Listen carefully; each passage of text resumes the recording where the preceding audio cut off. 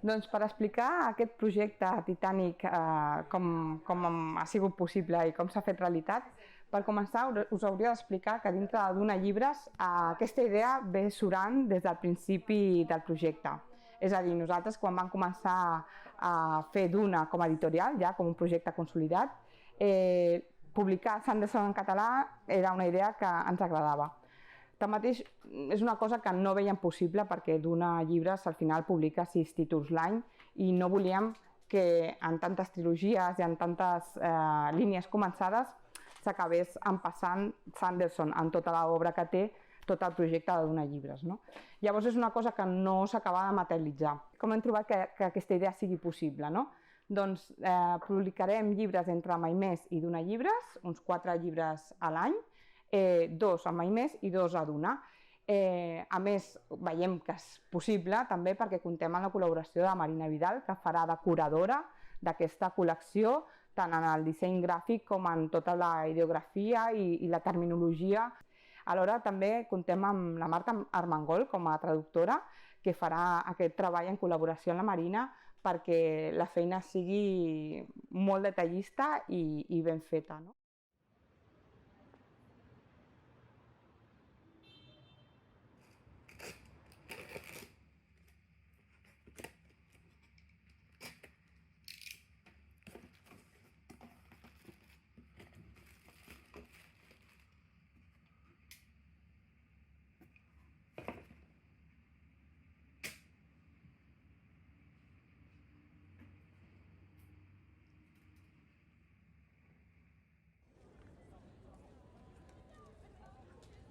Jo haig d'explicar Brandon Sanderson per a aquells que no sàpiguen qui és Brandon Sanderson, si és que queda algú. Aquest senyor és un escriptor de fantasia èpica que s'ha convertit en un dels autors més rellevants, per no dir gairebé el més rellevant del fantàstic actual. És un senyor que escriu molts llibres i molt grans, molt grans. Aquests llibres funcionen alguns de forma independent i altres estan inscrits tots dins de l'univers del Cosmere, que és un univers que engloba tant novel·les independents com petites sagues o sagues llarguíssimes. Nosaltres començarem per aquí. I són novel·les molt entretingudes, molt dinàmiques, en què no paren de passar coses, en què hi ha tensió, hi ha secrets, hi ha misteris i que estan concloses totes, diria, d'una forma magistral. Vull dir, és d'aquells autors que veus clarament que al començar a escriure tenia claríssimament tot el que anava a passar, no a un llibre vista o 2, sinó a potser 10 llibres vista. A més, la màgia en els seus llibres és molt important, però és tan important que arriba a un punt que sembla que no és màgia i que és gairebé ciència, perquè tot està molt ben explicat i no qualsevol cosa val en els seus llibres. És molt difícil explicar Sanderson, però crec que més o menys ho he defensat.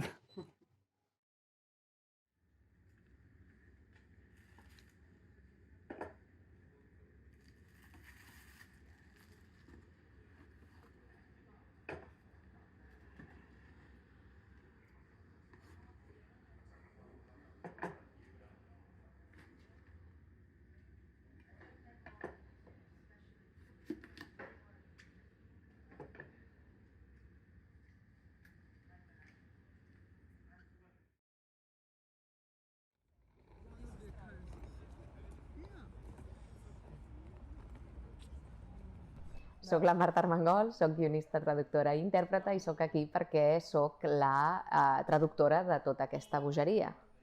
Aquesta bogeria consisteix en que la bona gent de Mai Més i de Duna se'ls ha ficat al cap a publicar el Cosmere. Així, perquè sí, perquè no tenen més feina. Que és, doncs, segurament haureu sentit a parlar de Brandon Sanderson i els seus llibres. Estem parlant d'una obra colossal pel que fa no només a envergadura dels llibres, sinó a complexitat del món.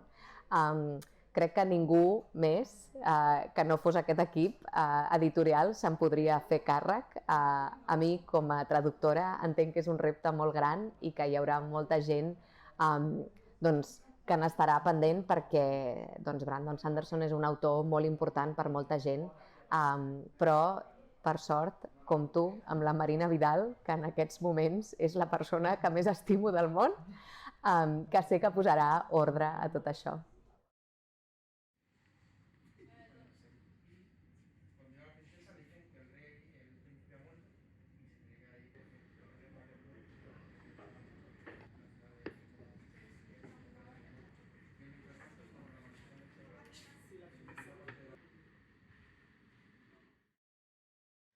com ja sabeu, tots els llibres de Duna Llibres els podeu trobar a totes les llibreries, però també tenim una subscripció anual per tots aquests llibres que publiquem de ciència-ficció i fantasia.